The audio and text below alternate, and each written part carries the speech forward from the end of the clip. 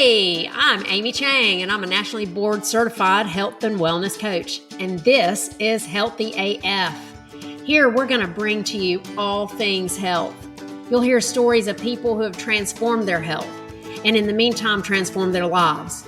We'll answer those burning questions about the newest health strategies, and we'll tackle some common roadblocks that my clients bring to me all the time. Lastly, we're going to talk to some practitioners who will bring to you different modalities that they're passionate about and how you could benefit from using those. So buckle in. We're going to be inspired, instructed, and have a little fun with Healthy AF. Hey, everybody. Good afternoon. We're back for another episode of Healthy AF. And this has been one, again, a long time in the making. Actually, it's something that I feel really strongly about. It is upper cervical care.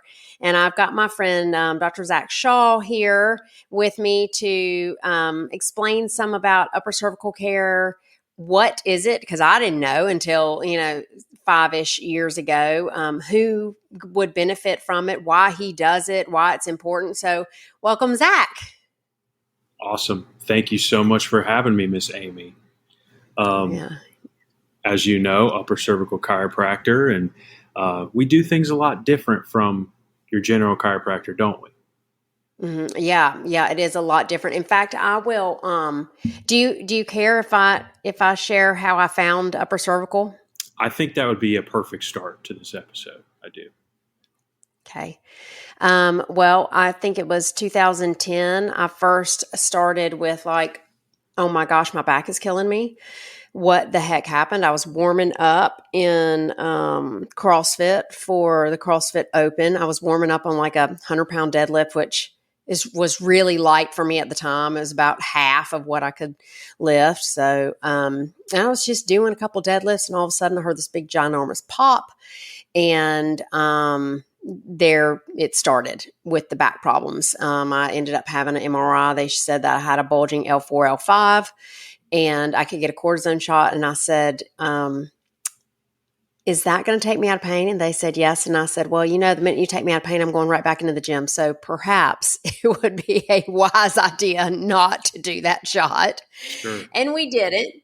And thus started me on a journey with back pain. And what that back pain looked like for me was low back pain that was pretty on again, off again, frequent spasms, a lot of acupuncture, massage, general chiropractic care, Reiki, resting in the gym, stretching, working in the gym, strengthening my core, like just a lot of stuff. And then you fast forward to 2017 and I herniated L4, L5 doing a Olympic lift. Actually, I did make the lift, just for the record.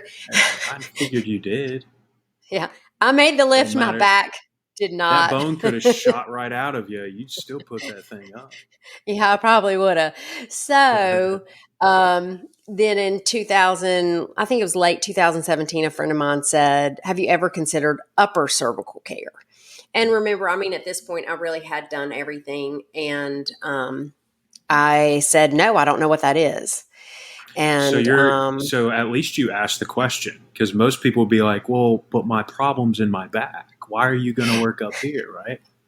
Oh, yeah. After 7 years of on again, off again. And let me describe, because I think that our listeners the listeners who deal with this will be nodding their heads, right? Uh-huh. So it was not just my lower back that was painful. It was a lot of pelvis stuff going on. Urinary incontinence was getting worse. I was peeing in my pants a lot worse than I had been.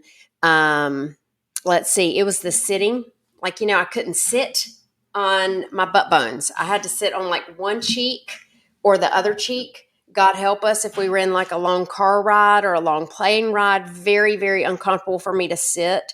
My most favorite position would have been laying on the floor with my knees up, maybe my calves on the couch, or my calves laying on top of the chair. I actually did a board meeting laying on the ground one time like that because my back she was not having it. I spent frequent times like in the bed with the back spasms. It happened one time when I was picking up a pillow from the floor and it just spasmed up. So it was sort of that constantly, about every 2 or 3 weeks, just a flare up. And even when I felt good, I was terrified because I never knew what I might do, how I might move, that it was going to really give me trouble. So, for instance, I never did movements like a front carry, like, you want to put the laundry basket in front of you and carry it. That was very painful for me. It was sort of like a tentative movement. Um, let's see what else. Oh, the halfway bend, reaching into the dishwasher or reaching Mm. into the middle drawer in my bathroom, that halfway bend. Oh my God, Mhm. that was such a no zone. Um, Even putting on my pants and my shoes, picking up that one foot instead of sitting down to put on pants or shoes or holding on. There were a lot of movements that I just frankly didn't really do if I could avoid them. I changed my movement patterns to stay out of pain. And 5 years later, healed with upper cervical care. So that's Amazing. how I got into upper cervical care. And Is that it's a that's common story similar for to you? me. That's Hmm. honestly very similar to what I went through. Yeah, tell Um, us. yeah, so I was in undergrad. I was about 19 years old, severe lower back pain. Mm. Um, I was I had a prescription for Vicodin at 19. Um, Wow. yeah, that was kind of when I had to keep refilling scripts to like get through the day. That's when I was like, yeah, this my future doesn't look too bright if I have to keep doing Mm-mm. this. You know, um, I tried cortisone injections, deep tissue massage, all kinds of stuff that medicine was telling me to do. Um, Found a chiropractor, a general chiropractor, just a rack 'em, crack 'em shop type of thing, and they got me there pretty good. I'd say they got me about 75% of the way there, where I felt a lot better. Um, at the same time, I wasn't taking my acid reflux medication. It was great. Mm. And then when I decided to become a chiropractor because it worked so well for me, I ended up going to chiropractic school. That's when I found upper cervical care, which is Mm. what got me to that, from that 75 to that 100%. Um, Now it's like no back pain, no reflux. Actually, if I'm out up here, if I know I need adjusted, I'll get a little bit of reflux, and I know Mm. that's my sign. Hey, I need adjusted, and sure enough, it goes right away. So that's kind of how I got into it. The philosophy just makes so much sense. It's a simple approach that kind of really sticks to that less is more type of thing. Okay, I want to stick a pin in that a minute. Hang on. So I'd like to see a total health picture of you at 19. Were you active? Were you, Yeah. what other health issues sort of were irritating for you? What Yeah. was going on at 19? What was your stress level? What was going on there? That's a good question. So I was in, let me think about this. I was in college. I was in my sophomore year. I was a football player and a wrestler in high school, um, where our strength and conditioning in football was how much weight can you throw on the bar? Can you get it down? Can you get it back up? And that was it. There was no form involved, nothing. So me being short and stocky dude trying to get scholarships and stuff, I'm throwing as much weight on there as I can, getting it up. But then 2 years later, I'm paying for it, and my back is Mm. on fire. I can't. I'm the kid in class who has to stand up in the back of the class because I can't sit down for longer than 10 minutes. I get an internship, and I'm missing days of work because I can't sit down. I can barely get out of bed. And Oh my gosh. it's those little things that you mentioned, like picking up a pillow off the floor, and my back would go out, and I'd be laid up in bed for a couple days. Mm. Um, and medicine just didn't have the answer for me. All it was patching symptoms, so I could just get around, until I found a I did. I chiropractor. mean, I did that for 7 years. Yeah, I patched symptoms exactly. for 7 years. And I probably Okay, I don't know if you feel this way too. I'm going to put a pin in myself because I'm going to save that thought for later. Okay, so you're this kid who can't get up out of bed some days. You've been lifting heavy. You've been an athlete. Right. You And got honestly, some reflux. I had reflux. I had reflux since I was in sixth grade, Hmm. um, and got on Nexium, which has been recalled. Of course, I don't get didn't rid know of the Nexium had medication. been recalled. Yeah, well, they had. I think they might have reformulated or something, but Okay. yeah, it was. I can't remember what the problem was with it. Hmm. It's a drug, right? They all have problems, but uh, I remember being in my chiropractor and my back was feeling so much better, and I was like, "Hey, doc, like I take this prescription for acid reflux. Do you think I should get off of that?" And him being the good chiropractor he is, he said, "I'm not a medical doctor. I'm not going to tell you to do that. Yeah. But if I were you, maybe try it for a couple of days." And I did it. I stopped taking it that next day, and I haven't taken it since. Because not only was my spine structure changing to help my back, but my nervous system was clear, or my brain could talk to my stomach better than it ever had, and that's why they asked. Right. And so, okay, go ahead. No, you go. Okay, know me. Okay, so this is where I'm at, and I'm leaning in on the Zach Shaw story. So Mm-hmm. you're 19, you've been through all the stuff. You finally go to a chiropractor. You get like 75% relief. You're like, oh my gosh, this is great. I need to learn how to do this. You go through chiropractic school.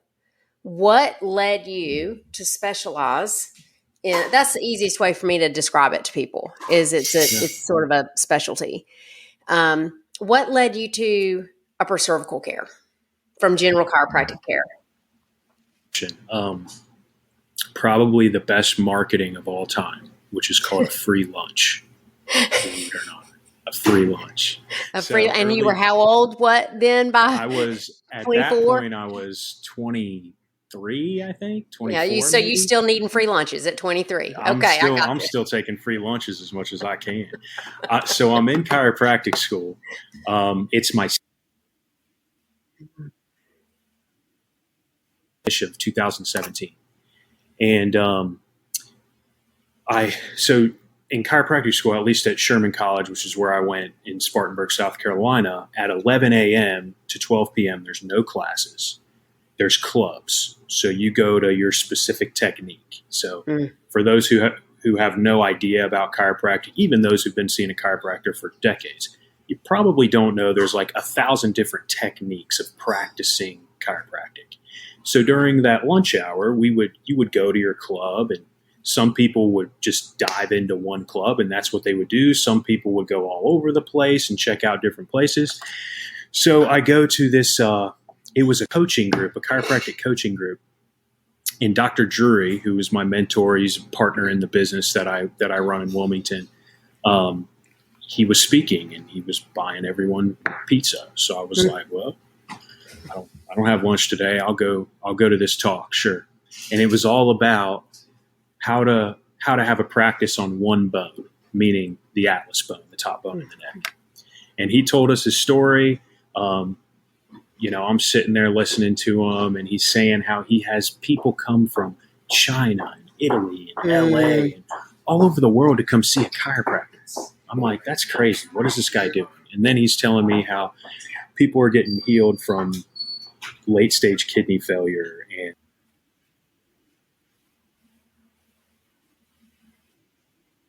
completely going away. I mean, just unbelievable stuff. Not just your typical neck and back pain like you see from most chiropractors, right? So he had an offer at the end of his talk. He said, "Hey,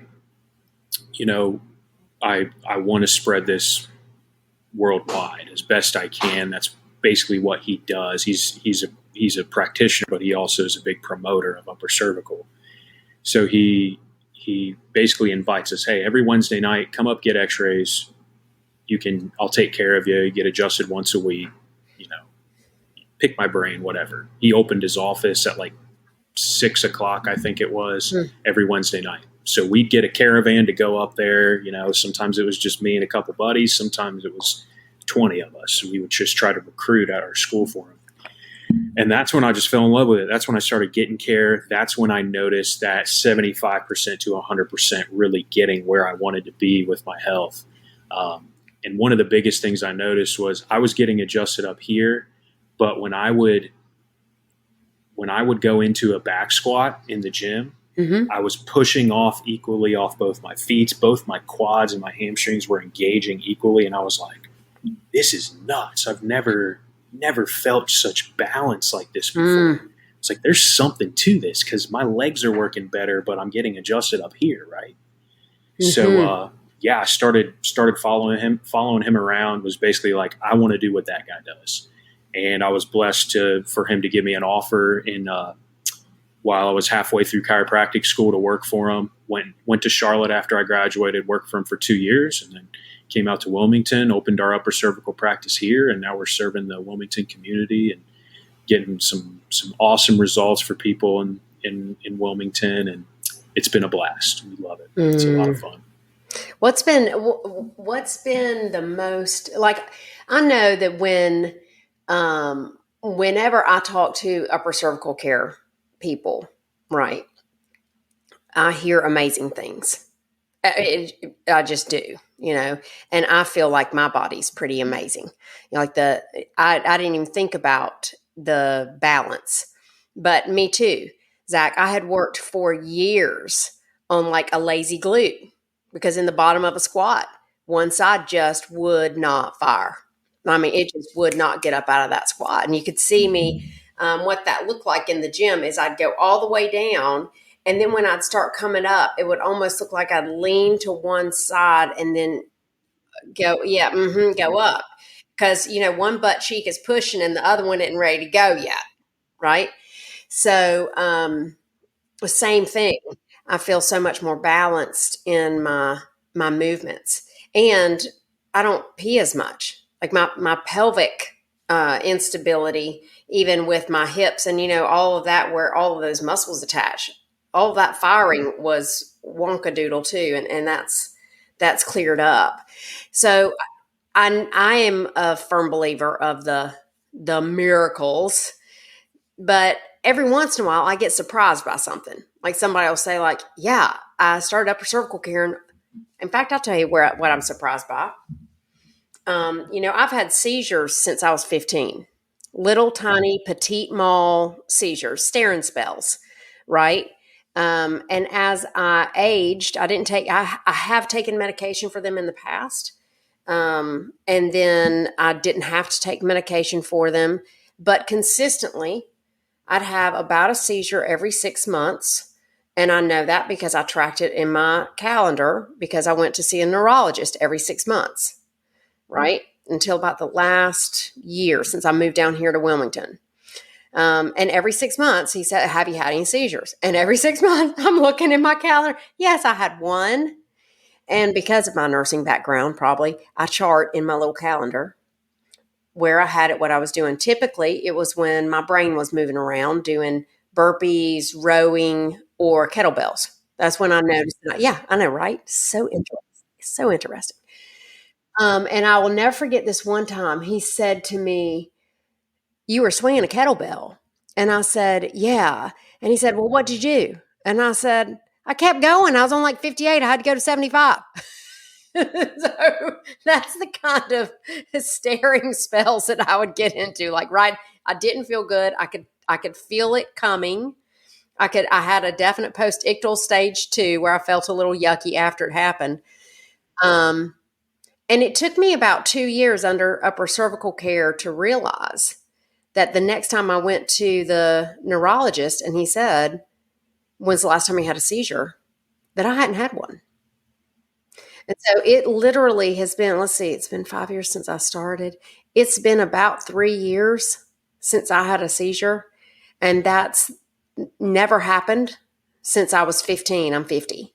So 15 to 47, very consistent seizure pattern. And it wasn't something I was looking for help with, right? From chiropractic care. I didn't care. It really didn't bother me. I could keep swinging my kettlebells. I could tell it was coming so I could sit down if I needed to. Never dreamed that it would make a difference in that, wasn't looking for it. So I'm curious. Yeah, go. I was going to say, I'm just curious, sort of one of the things that you've seen that you're like, shit, I didn't see Yeah. that coming. No, that's good. And it's so funny you bring that up because I can think of countless stories where someone comes in for low back pain, like yourself, and then they come in and be like, "Hey, doc, I didn't tell you this, but this is cleared up too." It's like, "Oh, yeah, that's great. Your nervous system's working like it should." Yeah. Um, just off the top of my head, I can think of multiple people, even since we opened in Wilmington, which was less than 2 years ago, come in low. Both of these guys I'm thinking of in particular, low back pain, bigger guys. Um, one was an older gentleman. He's probably close to 80 now, but got off his insulin for diabetes. Oh, Yeah, great. he's got a big old pot belly. I mean, he's. I'm like, hey, Bill, did you change anything with your diet, your exercise? Nope, I'm doing the same old thing, but I'm getting my nervous system clear. That's cool. Another one was much more subtle. It was so funny. He was about a month into care. So about a month into care, he's had maybe 10 visits, maybe 8, 10 adjustments or so. And he comes in, he's like, yeah, doc, I haven't taken my insulin in 2 weeks. I'm like, oh, that's cool. What you been doing? He's like, well, nothing that I can think of. I'm like, well, you've been coming here, haven't you? Yeah. And he's like, oh, yeah, that's right. Yeah. He's like, that can help with this. I'm like, let me backtrack and I know, right? re-educate you, right? When we take care of that subluxation, that top bone in the neck, we get the brain talking to things like the pancreas. And so Yeah. your insulin is going to be producing a lot more efficiently. And boom, all of a sudden, you don't need that artificial insulin because your blood sugar is normalized, you know. Those are just fun things that we get all the time. And I mean, we could go after all kinds of stories, especially the ones where the medical community really don't know what to do with. Fibromyalgia, which everyone's heard of nowadays, Meniere's disease, which is a serious Yep. facial condition. It's so terrible they call it the suicide disease because people deal with so much pain in their face and they just can't take it anymore. Just awful, awful stuff that really patching symptoms just doesn't, at that point, doesn't get you anywhere. We're really trying to get to the cause at that So point. that's perfect. And that's where I'm going to take the pen out of myself. Mm-hmm. I All put a you. pin in myself Pull it earlier. out. Pull it out. Explode. Here comes the pin. What I was going to say is I spent 7 years of my life, going to doctors in different doctors, doing all the things, doing the physical therapy, the acupuncture, the Reiki, the general chiropractic care, even the cortisone shot, doing all of that. And it was just a way of life for me. Oh my God, my back might flare was a way of life for me. I think it took me those 7 years to be ready to make the commitment that upper cervical care is. Yeah. I'm not sure I would have been ready to make the commitment that upper cervical care is, a year in or 6 months in or right off the bat. So let's chat for a sec about technically what is upper cervical care, theoretically what's the underlying theory under how it works for the body, and then let's talk about you got to get married to it for a little while. And let's get real about that. So I have to remember the 3 things I just said. The first thing was the technical aspect of upper cervical care. What the heck is it? Mm-hmm. Let's go into that first. Perfect. So upper cervical is you have 2 upper cervical bones. There's the atlas at the top of the neck, the axis, which is right below the atlas. These top 2 bones surround the brainstem. It's the most vital part of your body. To give you a picture of how vital the brainstem is, you can get a bullet in the brain and live. Okay? You can actually, depending on where it hits in your brain, you can function pretty normally, maybe miss a couple things here and there. You get a bullet in the brainstem, you are gone. That's how vital it is. The vagus nerve comes off of it. If we know about the vagus nerve, it controls a lot of breathing and the way your heart beats, and there's even some digestion. There's all kinds of stuff that happens at the brain stem, which is why we focus on that area. Is because if we can free up the brain stem, not only are we going to get a lot of vital functions,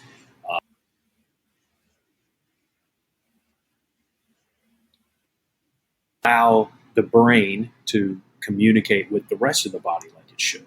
Because if we think about it, our nervous system is one contiguous system, starting at the brain, coming down through the brain stem, throughout the rest of our body, all the way to our fingertips and our toes, right? All those nerves had to start somewhere, and they all start right here at the brain stem. We call it Houston control because that is literally what's controlling everything. And so rather than going down the spine and trying to adjust those areas, and you get this probably temporary relief, we try to get to the cause of these lower issues, especially when it comes to the internal organs and things like that at the level of the brain stem. Now, I've got to go into the second part of upper cervical now, because it didn't make total sense what I just said. If it says if you go to a general chiropractor and they're working on your lower back and things are feeling better, but is it actually fixing the problem? So when we see misalignments in everything below the top two bones in the neck, those are all misalignments that your body can fix itself. And the reason being is because these misalignments in the spine are two-dimensional. The body can fix a two-dimensional misalignment. The area at the top of the neck, notice how much I can turn my head and tilt my head and look all around. It is the most mobile joint.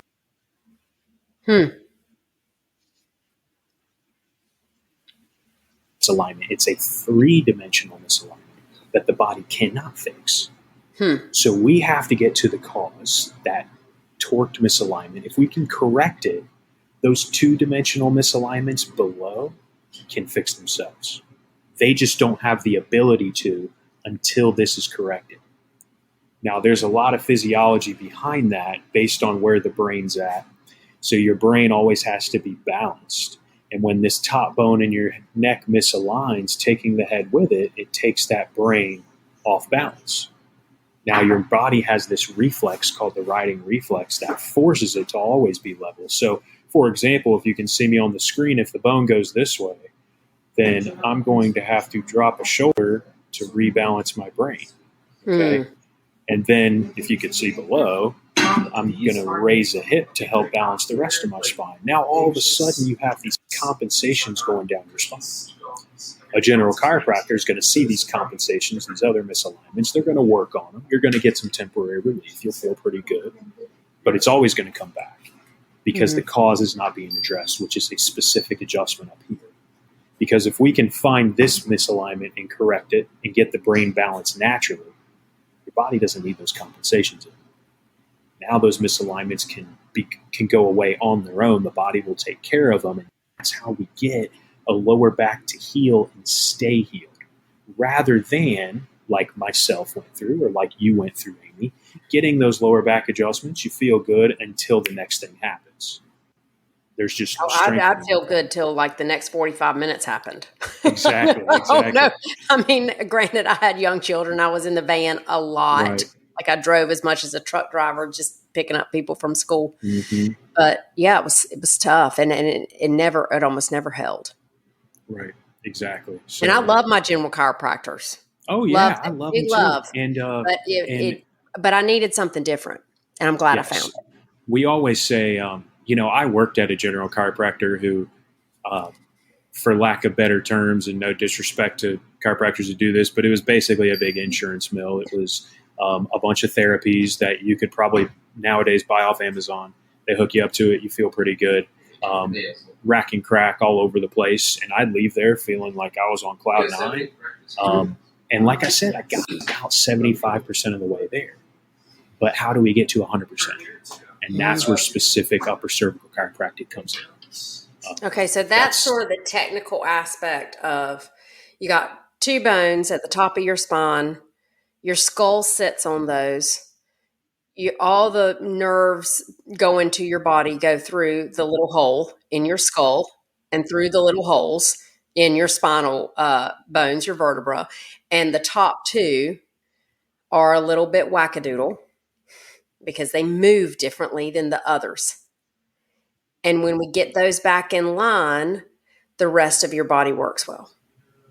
Exactly. It's a top-down approach. And Okay. we could, I mean, we don't have that much time in this video, but I could go into all kinds of other physiological things. For example, one of the main ones that will hopefully your viewers will kind of light bulb go off is most of your balance receptors are right in the back of your neck right here. Okay, so your eyes, your ears, and these balance receptors in the back of your neck are what control you in space.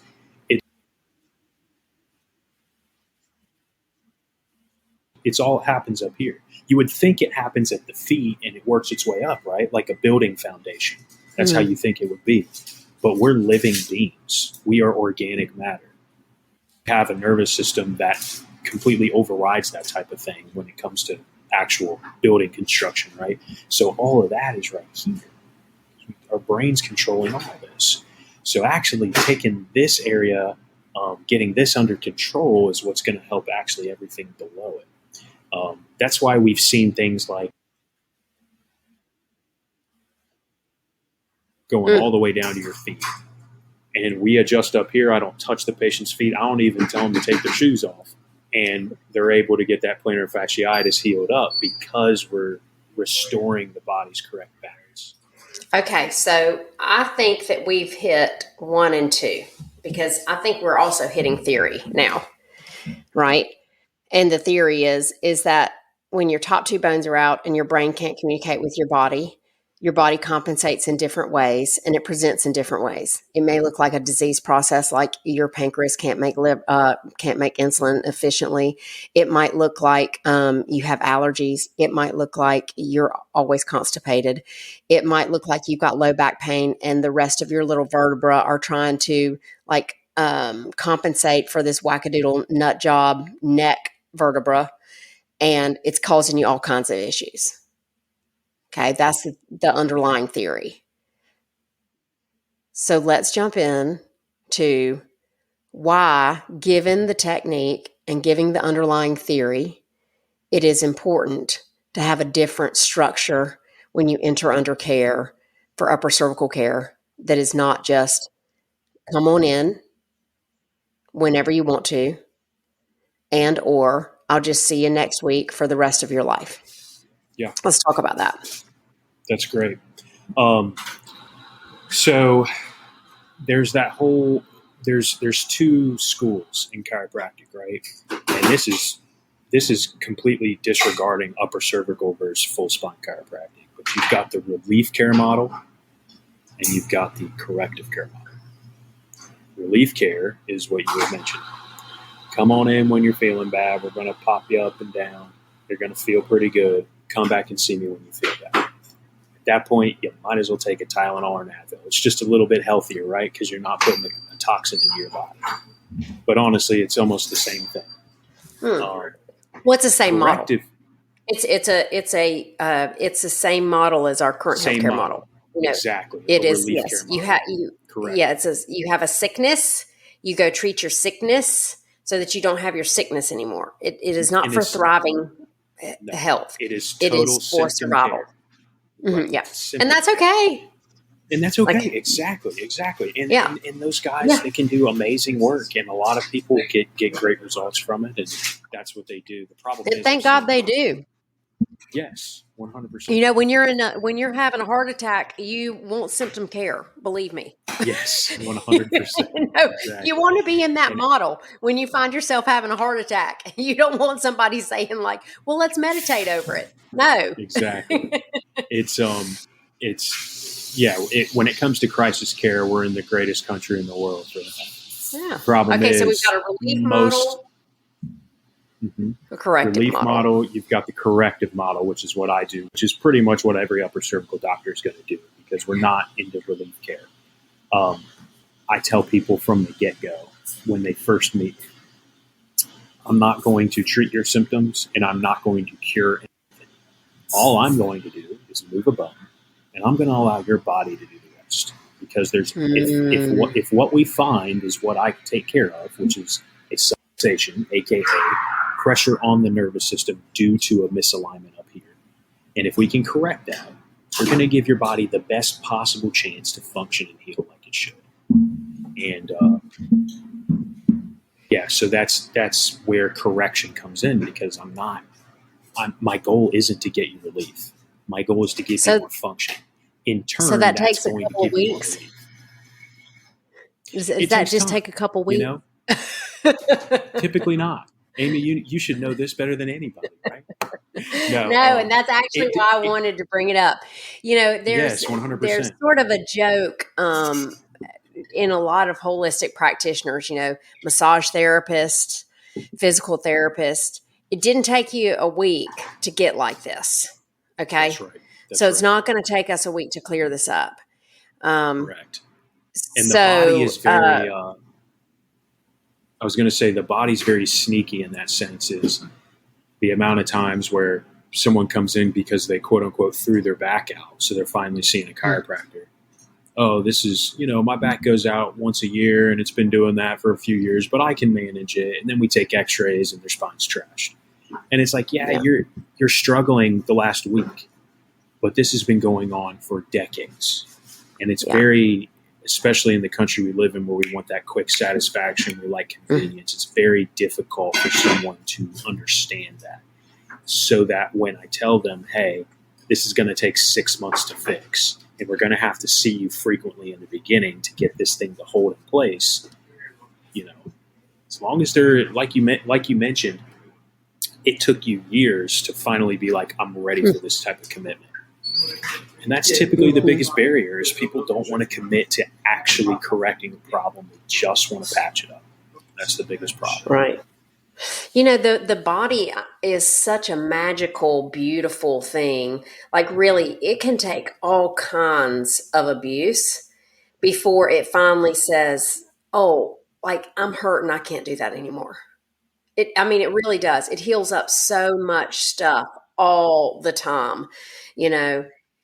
And so I think that when we do get in a state, the state that I was in that brought me in, you know, I didn't want any pain. Like, I wanted to get out of immediate pain, but I wasn't actually, I think when I first went to upper cervical care, I wasn't like in an acute, like it wasn't the day that I herniated my disc. In fact, I think I herniated July 8th, and I think I started upper cervical care like in October. And it was after I'd had a couple shots. It was either October or November. And so I wasn't in that like, oh my God, I can't walk. Oh my God. I wasn't there, but I was like, this shit just got real. Okay, so I bulged for 7 years. Now I've herniated. This is not okay. And so when I first went to go see my upper cervical care guy, he was like, okay, so when he did the x-rays and he looked at the way my body had compensated for, however long I'd been out, he said, it looks like if we can get you in, get your little top two vertebra to stay in alignment, then after a couple of years, your body should be kind of back working its way through some of these compensations that it's been having to do for 25 years. And I found that to be true. I started holding immediately. He put my little, I don't know if it was my atlas or my axis, but he just popped those bad boys back into place. And my body was like, oh, that feels so good. Right. And it stayed in place for a long time. But I had to make that commitment that for the first little bit, I was going to see him 3 times a week for, 3-4 weeks to make sure that I was holding. I think it was less than that. I think it was 2 weeks at 3 visits a week. And then because I was holding, I could go to 2 visits a week for like 2 weeks. So at that point, my first month, I had the expense and the time of 12 visits, and it was a lot. And I'm never ungrateful that I did it, man. I am glad every single day that I made that commitment. But it's a different mindset. And I hear it when I talk to people about upper cervical care, and they go like, "Wait, what? You mean I'm not just going to go one time a week and pay $30?" No, you're not. You're going No, to have to we're put your gonna time in. probably be the most expensive in town, to Yeah, be you're going to have to honest. put your time in. What I appreciate from my own personal preference on how I want to take care of my body, and I've always been like this, and I've been like this as a practitioner as well, is I want to find what's causing it, and I want to fix what's causing it so that we're not having the same conversation in 10 years. Right. And for me, that's how our upper cervical care approached it. It was like, okay, you're going to have to put in the work. You're going to have to drop the cash. You're going to have to be here. You're going to have to listen. That's always a strain for me. You're going to have to listen and listen. And- Listen but some more. I know, and listen some more. But eventually, you're going to be there. So what my path looked like was like 3 times a week for a couple of weeks, 2 times a week for a couple of weeks after that. And by the time I was a month or two in, it was more like, we're going to see you every week or every 2 weeks. And then it was, we're going to see you, when you feel like you're out. And at some point I had some body awareness that if my upper two bones got out of alignment, my right hip would start hurting. And I knew if my right hip started hurting, then I was probably out of alignment. And I noticed that I'd get out of alignment not because of my work in the gym, but when I was under stress. Exactly. Yep. Yeah. So that's what that sort of care pathway for me looked like. And I wanted to share that in this podcast so that I was really transparent about the type of care that we're talking about. Oh yeah. And after me saying that, do you have anything to add or anything I got wrong or anything you No. need to tweak or? No, you're exactly right. It's we start off at the point of this too, and this is what I tell a lot of people. You know, 70%. We did a study. 70% of our patients have already been to a chiropractor or currently see one. So they have to understand what the different, like not just upper cervical, but what the difference is between corrective versus relief care. Um, a big thing in my office that no one's ever heard of when it comes to chiropractic is I don't want to adjust you. There's going to be Mm. times where you come in, we have objective measures, we got a little scanner that I can tell what your nervous system's doing. And there's going to be times where you come in and there is no problem with your nervous system, and I'm going to pat you on the back very lightly so I don't mess you up. And I'm going to say, get out of here, and we're going to come down. We're going to go from 2 to 1 time next week Yeah. because your body's holding the adjustment. You see most general chiropractors, and for good reason, because they're really not correcting the cause. So there's a lot more maintenance required. You're seeing them once a week forever, and you're getting adjusted every single time. Yeah. My goal is to not adjust you. I wish the body worked that you could get adjusted 1 time and you're good to go forever. Once I figure that out, I'll let you know. And you can I talk about know. it for the next episode. But yeah, that's why we do it. Is the whole idea is that bone's been out for most of the time. Depending on how old someone is, it's been a while that it's been out. I mean, I'm talking some of my older patients, we're talking 30, 40, 50 years, right? Based on their x-rays, I can tell how long it's been out. I put it You want to back. know a funny story? Go ahead. So when I first went, I was pretty skeptical, and I didn't really know if I trusted uh, my chiropractor yet, my upper cervical care chiropractor. And so he had asked me, have you had any accidents or falls or anything like that that you think might have put your neck out of alignment. And I'm like, nah, I don't really think so. He did my x-rays and he looked at basically the remodeling of my neck that would indicate how long I had been out of alignment.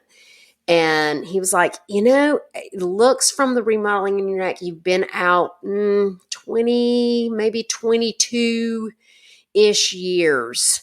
I'm not sure if anything happened to you during that time. And then I cracked a big smile because I had rolled over my Isuzu Rodeo like almost exactly 22 years before.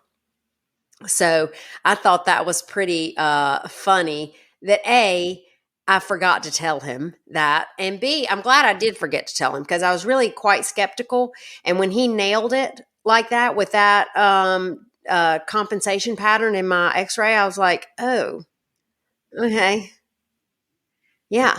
And I'll tell you another thing that I really enjoy about coming to upper cervical care. When you run that scanner up the back of my neck to assess whether or not I need an adjustment, I can tell you as a practitioner, if you don't assess, what are you going to be doing treating people without assessing?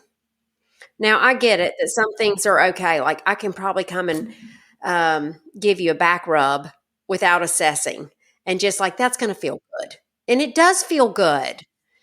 But if I'm going to give you a treatment to treat something, I need to know what the hey I'm treating. And so there needs Mhm. to be an assessment Well, done. if there's not, then you're solely relying on subjective information, which is how the patient feels, which is so it's not a good measure of what's going on because Dude, your nervous you don't system have to is not convince going to me. tell you. Ain't So nobody listening to their bodies. We live no. too fast. We stuff it all down.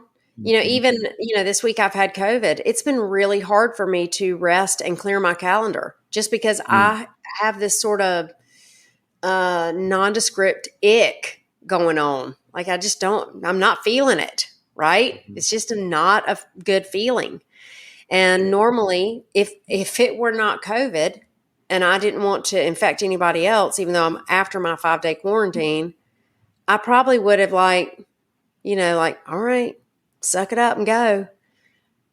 I would not have stopped to listen to my body. How's my body feeling? I mean, I have to listen to my right hip to know that my neck is out of alignment.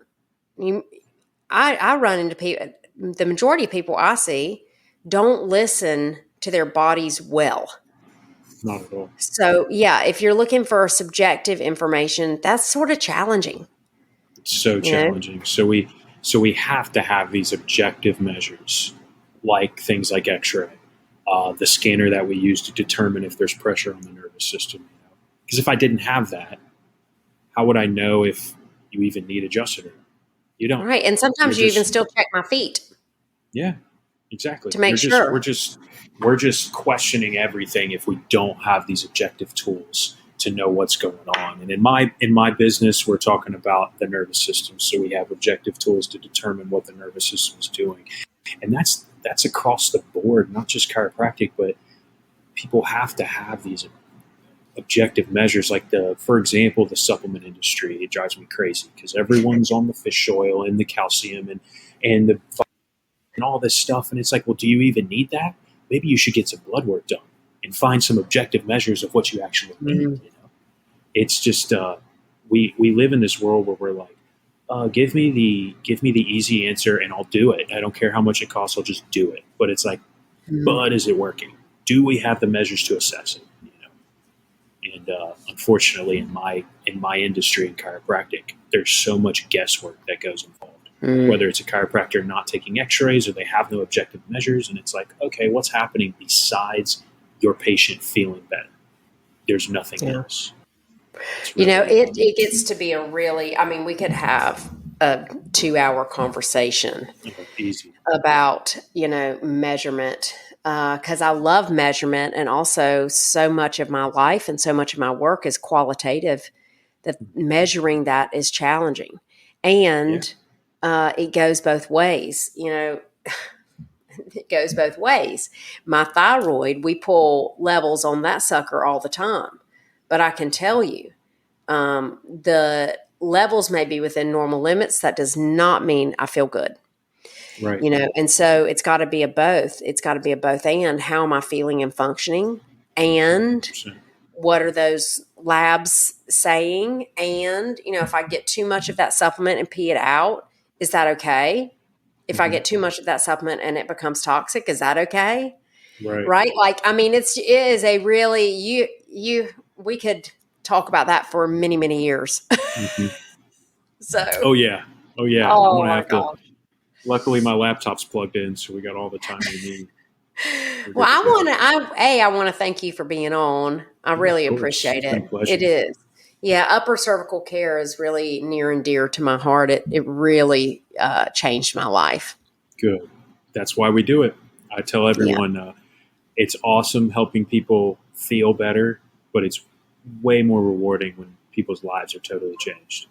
When Oh, you can be a better husband, better wife, better employee, better grandpa.